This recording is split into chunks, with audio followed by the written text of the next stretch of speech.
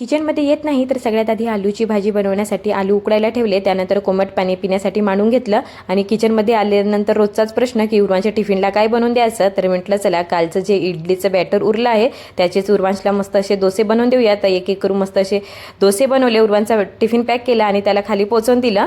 आणि बघा मी पिण्यासाठी पाणी कधी मांडलेलं आणि आता पित आहे. तर उर्वांची खरंच सकाळची शाळा लागली तेव्हापासून भरपूर अशी धावपळ होते आणि आज मला देवघर सुद्धा साफ करायचं होतं. इतक्या 2-3 दिवस चाललं देवघर साफसूफ करायचं, पण ते राहूनच जायचं, कामाने उशीर व्हायचा. तर म्हटलं चला आज आपले पटकन काम आवरले आहे तर सगळ्यात आधी देवपूजा करून घेऊया.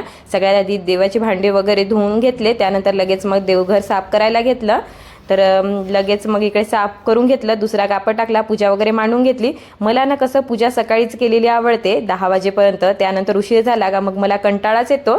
तर इकडे मग आज लवकरच कामच झाले होते तर छान देवघर साफ करून घेतलं आणि बघा माझे देवबाप्पा किती छान दिसत आहेत. तर